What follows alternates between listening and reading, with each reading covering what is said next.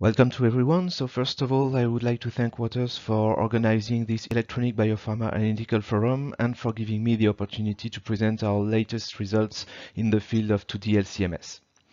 I am Arnaud Delobel, R&D Director at Quality Assistance, and today I will talk about new 2D-LC-MS approaches for the analysis of in-process samples and for the characterization of monoclonal antibodies in a regulated environment.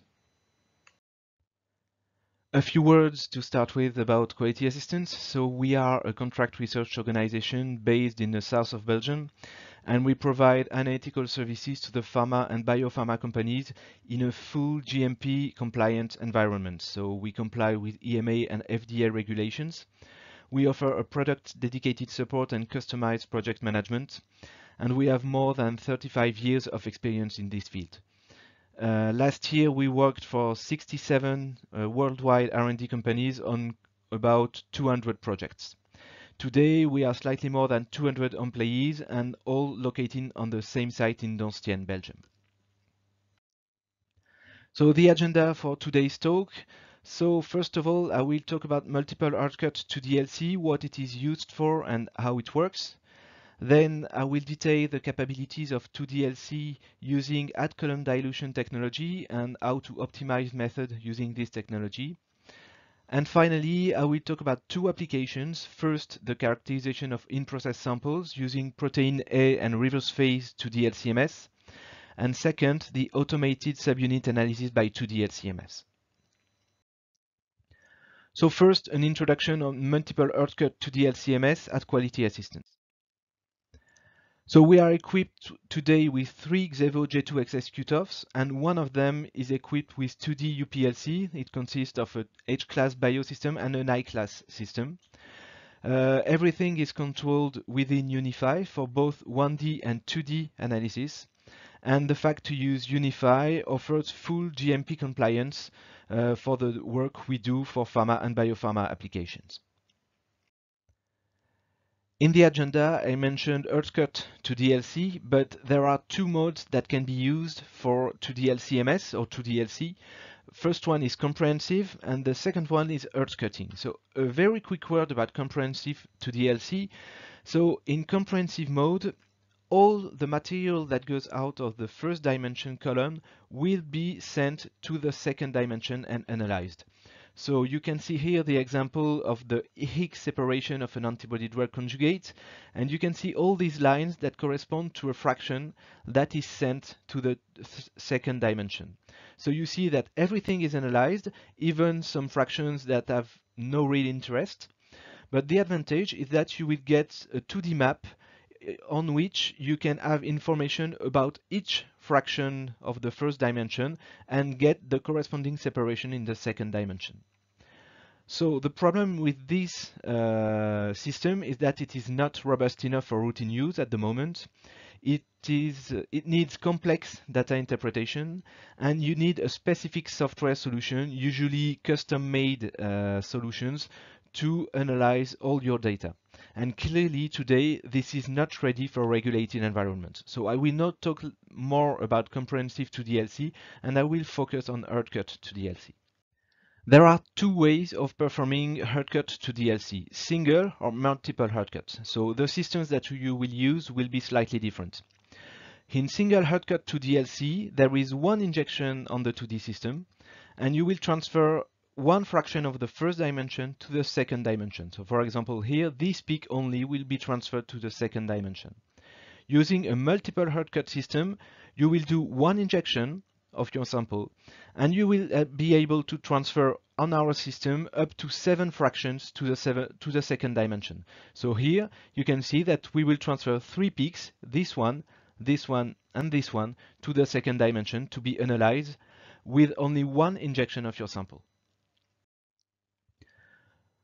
So in practice, what you will do when you want to do multiple heartcut 2D-LC is first to acquire a first dimension chromatogram and determine the fractions of interest. So you determine here, for example, that you want to transfer this heartcut and this second heartcut to the second dimension. Then there are two ways to store your sample between the two dimensions. The first way is to use an interface with storage loops, And the second way is to use an interface with trapping columns. In the first case, you will actually use an empty storage loop in which the sample will be stored. The loop size will determine the maximum volume of the fraction that you will be able to transfer, and this loop size will also determine the injection volume to the second dimension. Based on the separation mode, based on the mobile phases that you use in the first and second dimension, you may have some issues such as solvent effects or peak fronting. And once the loop is installed, the user has little flexibility in system operation. In the opposite, when you use trapping columns, you will actually use short columns that are packed with stationary phase with typical dimensions of 2 or 3 centimeters. And the choice of the stationary phase will be dependent on the application. So as a good starting point, you will choose a stationary phase for your trap column that is the same as your second dimension column. For ADCs or monoclonal antibodies, you may use C4 or polyphenol columns, and for other applications, you may use C8 or C18. If you need higher retentivity, then you can use materials such as HSST3 or Oasis HLB. In this configuration, the user will have a full flexibility and decide how to use the system. And this technology, using At-Column Dilution and the interface with trapping columns, is a patented technology from Waters. So now you have your trap columns, you have your 2D system configured for multiple heartcuts. So how does it work? So in the first step, you will start your first dimension analysis. In blue, you will see the flow of the liquid of the mobile phase as it happens during this step. So you have your first system, QSM or BSM, your first dimension pumps, that will go through the sample manager, send the sample to the first dimension column, and this will go to the first dimension detector that can be a PDA or UV detector. Then you will reach the retention time when your first peak of interest will elute, so it will be your first heartcut. Then you will have a switch of your valve, and then all that goes out of the first dimension column will be sent to the trap column. At the same time, you see here that we have a BSM called BSM At-Column Dilution that will be able to send an additional flow of mobile phase to your trap column. So it can have the advantage to be used to desalt the sample, but also to modify the strength of your mobile phase. So for example, if you work in the first dimension in a reverse phase, you will have some acetonitrile in your mobile phase when your peak elutes, and when the peak arrives on your trap column, the strength of the mobile phase may be too high in order to retain your sample on the trap column. So you can add water with this additional pump in order to dilute the mobile phase with water to reduce the strength of the mobile phase and then be able to trap your sample on the trap column. Then you will reach a zone when you have no peak of interest, so we will be in the same condition as the first one as I have shown. Everything will be sent directly to the PDA. And you will reach the second heartcut, and once again you will send everything to the second trap column here. So in our system we can have up to 7 trap columns, so we are able to trap up to 7 peaks with only one injection in the first dimension. Then you can have an optional desalting step of all the trap cartridges when all your compounds will remain focused on the column. So that's what I explained earlier. With the additional pump, this ACD pump, you will be able to send, for example, water or a buffer to your column to desalt the sample, to remove all the non-volatile salts that will not be compatible with MS in the second dimension. And then finally, you will analyze your fraction in your second dimension. So here we have your second dimension pumps. Everything will be sent, so the mobile phase will be sent to your trap columns that will be back flushed sequentially. And then everything will go out of the trap, be sent to the second column in the second dimension for the separation or the desalting, and then will be sent to our second dimension detector, which is our cutoff. So what are our applications of 2D LCMS today in the lab? So first, the characterization of monoclonal antibodies. So the coupling to MS of separations that are not MS compatible at the beginning. So for example, for charge variants or mass variants by ion exchange or size exclusion chromatography. The characterization of ADCs to identify isomers, identify small molecule impurities, or quantify free drug and related species. But even if it is not in the scope of today's talk, we also use our 2D-LC system for small molecules to identify unknown peaks after non-MS compatible LC separations, or for peak purity analysis to detect co-eluting species in the first dimension. So I will talk a little bit more about the At-Column Dilution technology and how it can be used to improve your applications into the LCMS. So what are the advantages of At-Column Dilution in a 2D LCMS environment? So first, you can concentrate the sample after the first dimension. Unlike what you have in a loop system, you are not really limited in the volume of the peak that you can send to the second dimension. So everything is trapped and focused on the trap column. You can adapt the Elution strength of the mobile phase to the second dimension. That's what I explained earlier, for example, for ELIC RP separation or for RP separations. You can desalt the sample, so it can be extremely useful for ADC applications, for HIC RP when you have very strong amount of salts in the first dimension. But the application that we wanted to use was to perform online sample reduction directly on the trap before the second dimension. And that's what I will explain now on how we developed this application. So the first thing we observed was elution issues from our BEH C4 trap columns. That were the first trap columns that we used. So here you can see Humira that is injected directly on the trap column and eluted to the second dimension using regular RP gradient with formic acid. So you see a peak and then a very, very strong tailing of the peak. So it sticks a lot to the column. Then it decreases. And once again, in the cleaning gradient, you see that you still have Humira that elutes.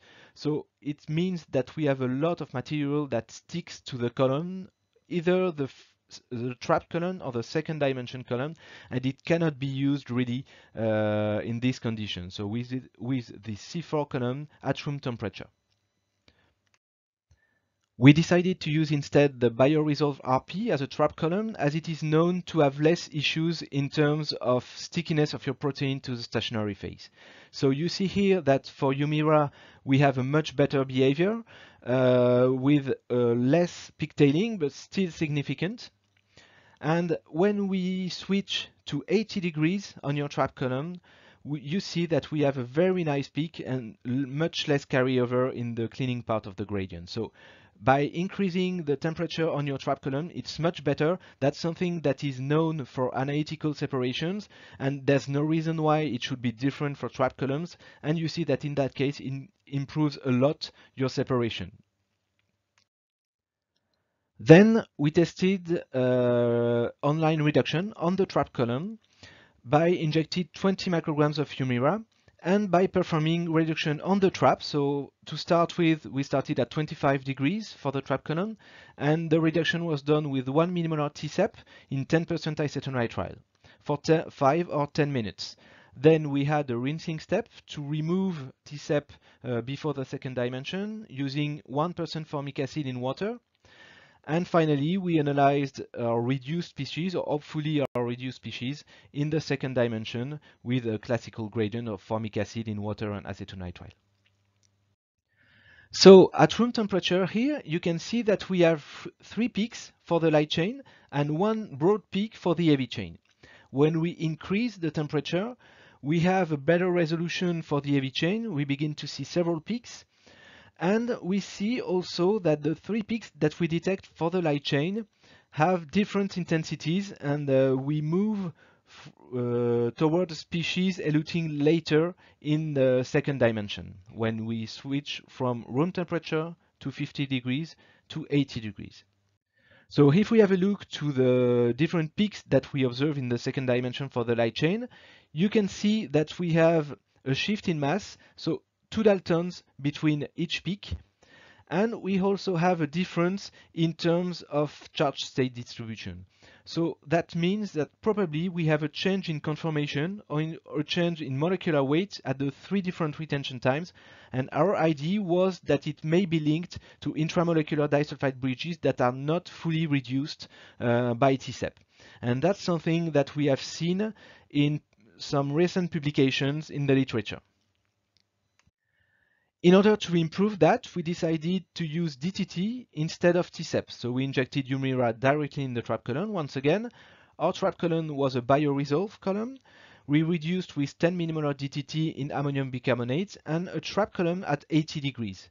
So the second dimension was done also on a BioResolve RP with the same kind of gradient. And in that case, you see that we have only one peak for the light chain and a peak that is less broad for the heavy chain. That means that we have reduced all the disulfide bridges and that we do not have this issue that we had with TCEP. So if you have a look to the mass spectra, you see that we have a fully reduced light chain and fully reduced heavy chain for Humira. We had only one question, was about the stability of the DTT solution. TCEP is used for this kind of applications because it is quite stable. DTT is not stable usually in solution, in water solution at room temperature. So we decided to test anyway the stability of our DTT solution for this application. We reduced with a fresh solution of DTT, and then we performed once again the same analysis after 24 hours of storage of this DTT solution at room temperature on the LC system. And you see that there is no significant difference in terms of chromatographic separation. Everything is reduced, and in terms of mass spectra, so it's not shown here, but it's still okay, there's no difference. So we know that after 1 day the DTT solution is still stable, at least for this application, and that overnight runs are possible. I will show now our first application, which is the characterization of monoclonal antibodies in in-process samples. So why characterizing in-process sample, and what's the challenge? So in-process samples analysis can be useful to check without performing any downstream processing that the correct antibody was produced with the correct glycosylation profile. Intact or subunit mass analysis is suitable for this purpose, but it requires purified samples, which can be quite time-consuming. So our goal here was to use 2D-LC to identify the antibody based on the molecular mass and to determine the glycosylation pattern.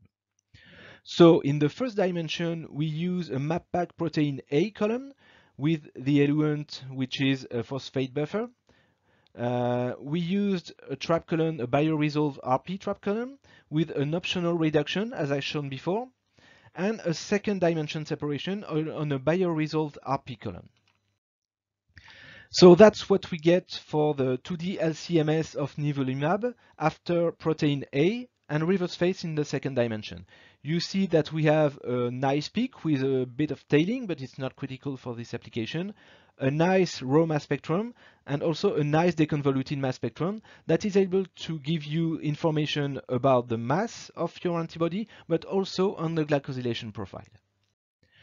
If you move now to a reduction on the trap, on the second dimension, you will get your light chain and your heavy chain that contains all the glycosylation.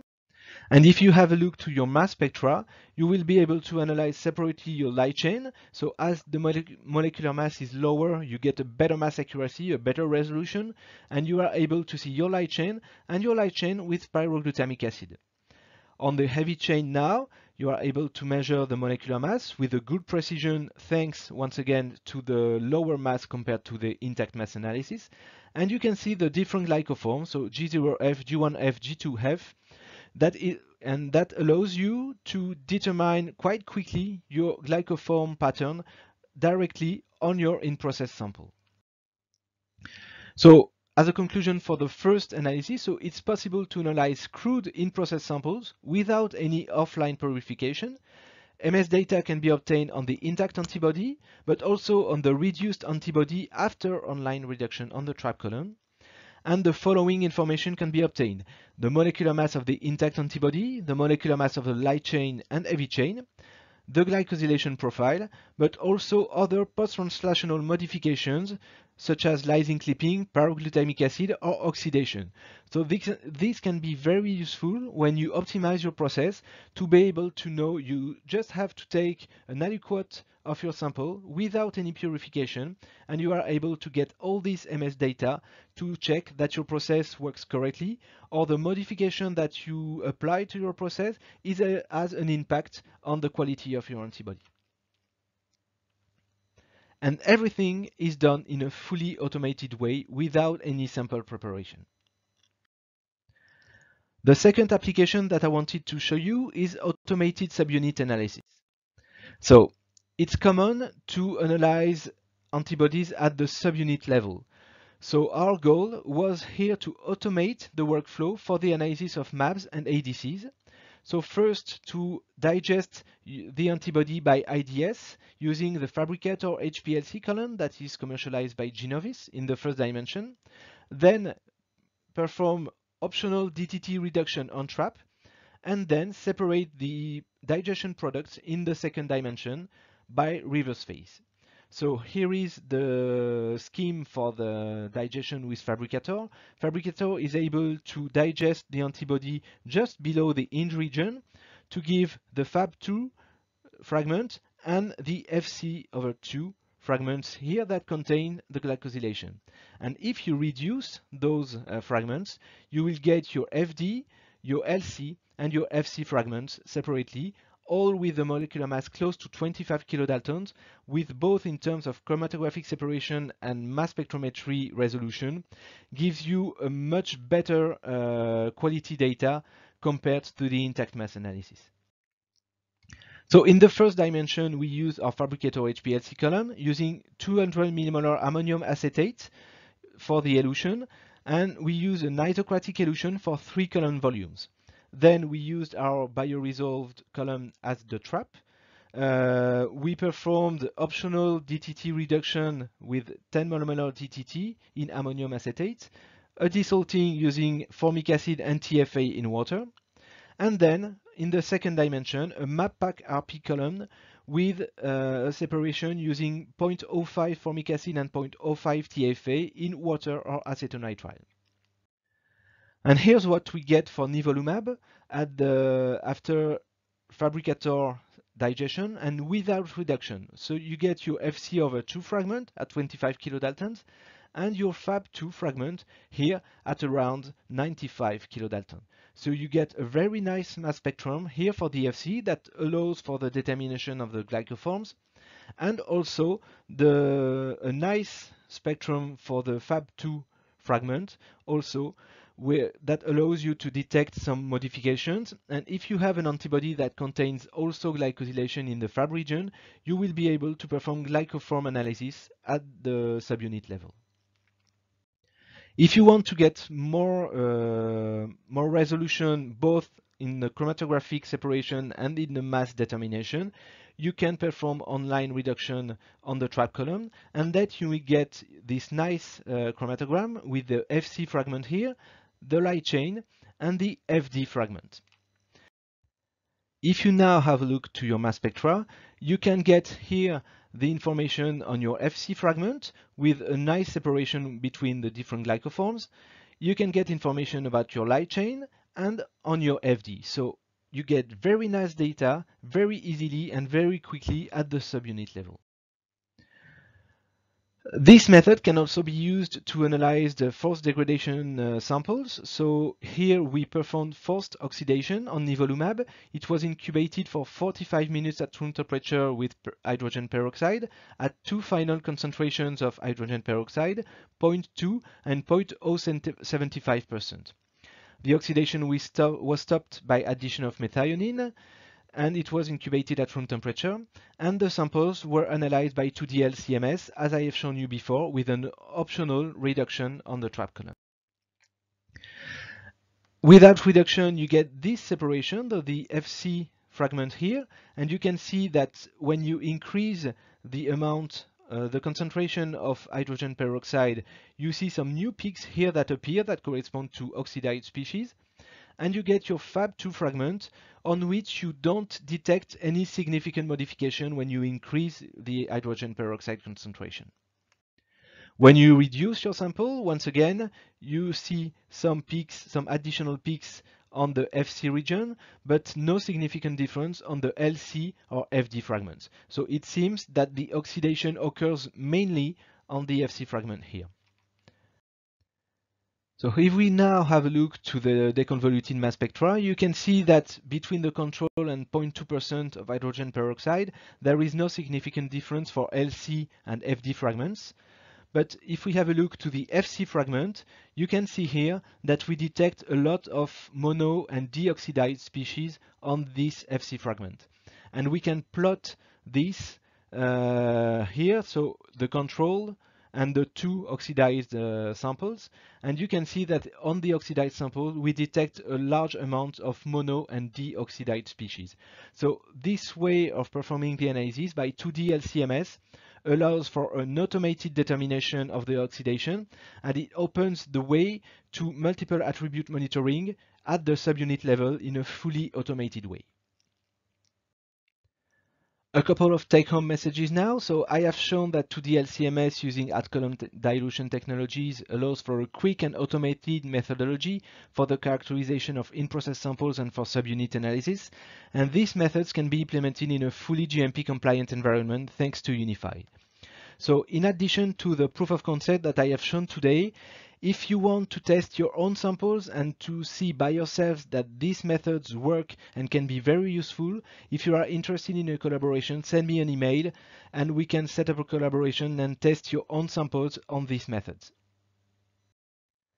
I would like to thank my colleagues Claire and Camille who worked on these developments, Isabelle François who helped us for the implementation of multiple heartcut 2D-LC in the UNIFI environment at Quality Assistance, and the Région Wallonne for the funding. I thank you for your attention and I will be happy to answer any question that you may have.